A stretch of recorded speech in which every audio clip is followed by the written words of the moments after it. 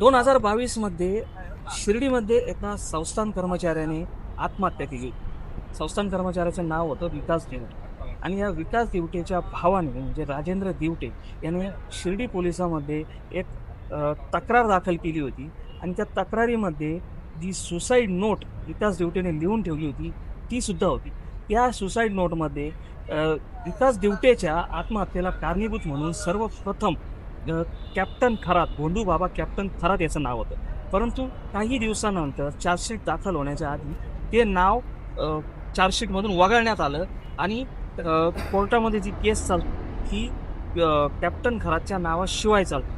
Captain खरातचं नाव या चार्जशीटमधून का वगळण्यात आलं याची आता पुनर्चौकशी व्हावी म्हणून राजेंद्र दिवटे यांनी शिर्डी पोलीस स्टेशनमध्ये पुनर्तपासणीचा एक विनंती अर्ज दाखल केला आहे. या राजेंद्र दिवटेंचे वकील गोकुळ ठोबे आता आपल्याबरोबर आहे. त्यांच्याशी आपण जाणून घेऊ की नेमकं कसा अर्ज दाखल केला आहे आणि यामध्ये पुढे काय होणार. गोकुळजी, स्वागत आहे तुमचं भारत न्यूजमध्ये. नेमकं काय कसा अर्ज दाखल केला आहे आणि याच्यामध्ये काय प्रोग्रेस होईल. सन 2022 साली साईबाबा संस्थांचे कर्मचारी विकास रामदास दिवटे यांनी जी आत्महत्या केली आणि त्या आत्महत्येस कारणीभूत असणाऱ्यांची नावं त्यांनी त्या सुसाईड नोटमध्ये लिहिली. त्या सुसाईड नोटवर स्वतःची सिग्नेचर सुद्धा आहे. त्या सुसाईड नोटमध्ये त्यांनी ती जी नावं लिहिली त्या प्रथम नाव हा कॅप्टन भोंदू बाबा खरात याचं नाव असताना सुद्धा त्या चार्जशीटमधून त्याचं नाव वगळण्यात आलं. त्या काळी 2022 साली भोंदू कॅप्टन खरातचं राजकीय वर्चस्व, राजकीय दबदबा, राजकीय हस्तक्षेप झाल्याचा या तपासामध्ये शक्यता नाकारता येत नाही आणि म्हणूनच त्याचं नाव या चार्जशीटमध्ये आलं नसावं. आणि परत पुन्हा एकदा राजेंद्र दिवटे हा जो फिर्यादी आहे यांनी ती विनंती केली आहे शिर्डी पोलीस स्टेशनला एक अर्ज करून की बुवा पुन्हा तपास करून यात पुरवणी चार्जशीट देण्यात यावं व ते न्यायालयात सादर करण्यात यावं. त्यांनी केल्याच्या नंतर आज जी सुनावणीची तारीख होती त्या तारखेमध्ये आम्हाला शिर्डी पोलीस स्टेशनच्या अधिकारी यांनी तो अर्ज न्यायालयासमोर सादर केला. त्याच्यात निश्चितच चांगली ऑर्डर होईल, सकारात्मक भूमिका न्यायालयाची असेल याची शक्यता आम्हाला आहे. आता ती जी घटना घडली होती त्या केसमध्ये तपासी अधिकारी प्रवीण दात्रे होते आणि गुलाबराव पाटील हे त्यावेळेस पोलीस निरीक्षक होते. नेमकं असं काय वाटतं का त्यांनी नाव याच्यातून वगळलं असणार आहे.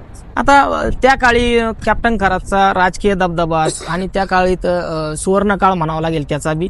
आणि त्यांनी जे काही या परिसरामध्ये जो काही म्हणजे जो अनैतिक गोष्टी करून जो काही राजकीय दबदबा निर्माण केला, भोंदूगिरी करून जो दबदबा निर्माण झाला आणि त्यातूनच मग शक्यता नाकारता येत नाही की राजकीय दबदबा असल्या कारणाने राजकीय प्रेशरपायी त्याचं नाव चार्जशीटमधून वगळलं गेलं असावं याची शक्यता नाकारता येत नाही. आणि म्हणूनच पुन्हा एकदा हे विनंती अर्जाद्वारे पुन्हा एकदा पुरवणी चार्जशीट न्यायालयात दाखल करावं अशी विनंती केली आहे. मूळ फिर्यादीच्या वतीने सिनियर ॲडव्होकेट साईनाथ पाटील अनर्थे व मी यामध्ये पब्लिक प्रोसिक्युटरला सहाय्यक म्हणून यात काम पाहणार आहोत आणि निश्चितच न्यायालयाची भूमिका सकारात्मक राहील.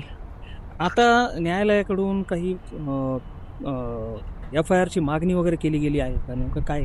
नाही, न्यायालयातून आता एक आदेश होईलच. आज तो आदेश आतापर्यंत आज उद्या आपल्याला लक्षात येईल.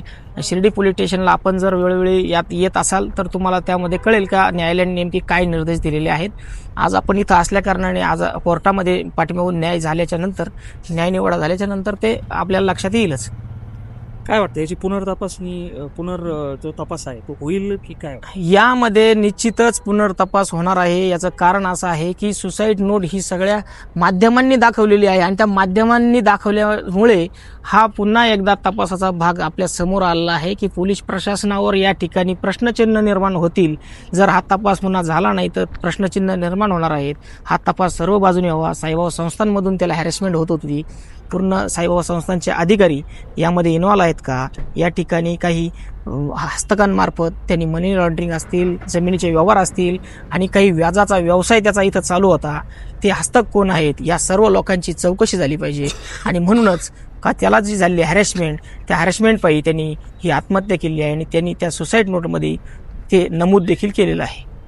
निश्चितच या प्रकरणाचा पुनर्तपास जर झाला तर कॅप्टन खरात ज्याच्यावर आधी फसवणुकीचे, लैंगिक अत्याचाराचे, सावकारकीचे अशा प्रकारचे गुन्हे दाखल आहेत याच्यावर आता आत्महत्येला प्रवृत्त करण्याचा एक नवीन गुन्हा दाखल होऊ शकतो अशी आशा गोकुळ ठोबे जे राजेंद्र दिवटे यांचे वकील आहेत त्यांना अशी आशा वाटते. कॅमेरामॅन विजय पवारसह अमोल कोटे, भारत न्यूज.